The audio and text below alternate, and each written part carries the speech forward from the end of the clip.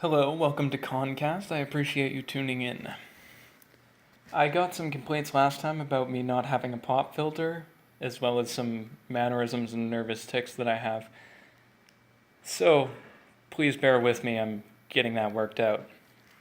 To introduce this segment, Great Autists of History will be a catalog of autists, spurgs, and edgelords who played some sort of a historic role.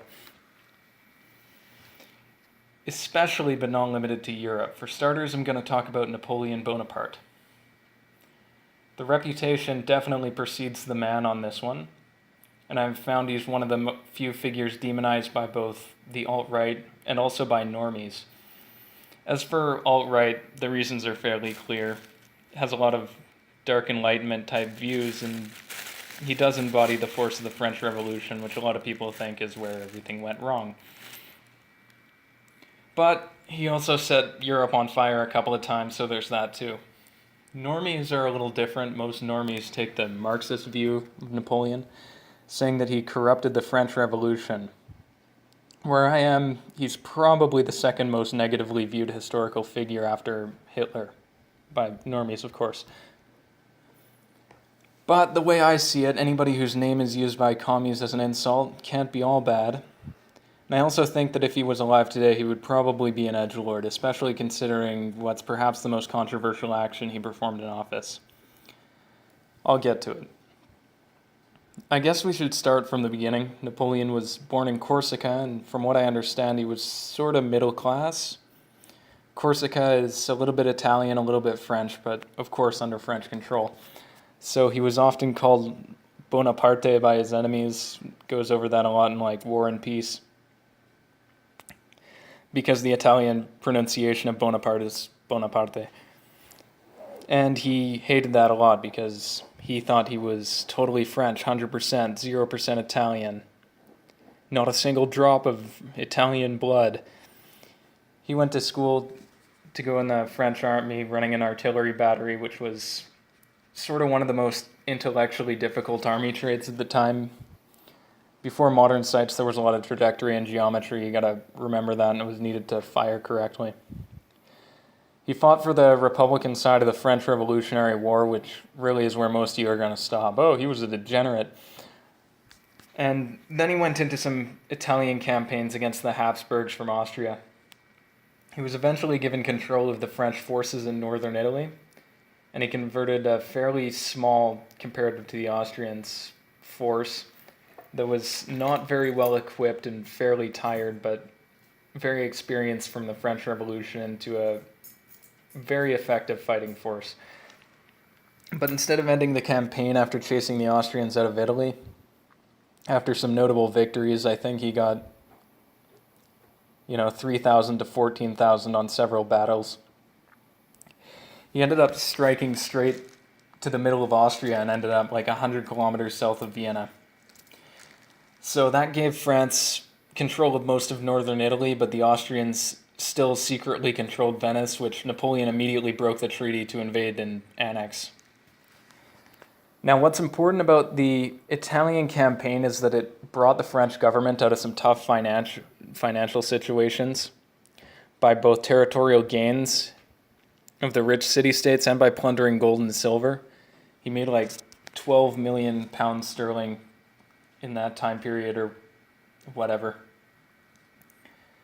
for the French government by just plundering gold, silver, jewels from all these very rich northern Italian city-states. And while he was in France, he became very influential and started 2 French newspapers, one for civilians and one for soldiers on campaign. He then had enough sway to affect what expeditions in the army and navy would undertake, and he wanted to go for Egypt, hoping to play the local ruler against the British and eventually interrupt Britain's trade with India, and to a large degree succeeded in the first goal. The second goal came a little later. After returning to Europe, Napoleon realized that the rest of the French military was sort of getting shit-kicked in Europe by a few coalitions, and he pulled some strings to write up a new constitution which made him consul for 10 years. But it really wasn't him using his contacts to pull strings. He was highly popular. He got almost 2-1 in the French electoral body at the time to become consul. So he launched a counteroffensive on the European powers before they reached French soil. But the thing about Napoleon is that under his rule, he ran a pretty dank ship, actually. Trade was fairly open and there was a lot of economic freedom, plus there was freedom of speech, with the only exception being questioning Napoleon's legitimacy as the leader of France. You could criticize his policies and you could talk about his government, but you could not question his legitimacy. So that was really the only rule against free speech. So he made even more territorial gains, stormed Bavaria, and he funded a lot of research which would help facilitate the pan-European state he dreamed of, such as drinking chicory instead of coffee. That was a really bad idea. Fuck him for doing that. And making sugar out of beets instead of sugarcane, because you can't grow sugarcane in Europe, which was a really good idea. Bless him for doing that.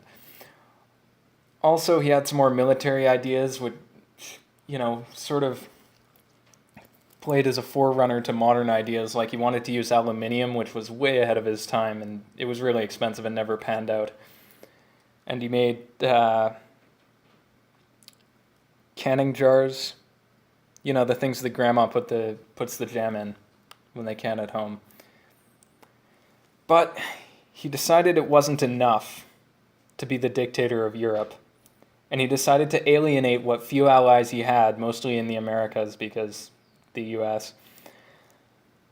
And he named himself the Emperor, not just the consul, but the Emperor, because I am the LARP. If you read over letters and such, Napoleon had admirers in Europe and America that really lost faith in him when he did that. And he obviously knew it would happen, because what he was supposed to be standing for is really against monarchy. But sometimes the LARP's too strong. The LARP is just too strong. Eventually, to make a really long story short, he invaded Russia and forgot there was only 20 minutes of summer, and then froze half to death, only to end up exiled on a scenic, beautiful island in the Mediterranean with all he could ever need. But you can't admin Europe from Alba, so he came out of forced retirement to try again and soon failed again. So they sent him to an island even further away so that his retirement would last this time. A fun fact is that, I know everybody probably knows this, but Napoleon wasn't actually short. It was a combination of English propaganda and disparity between measurements in Europe.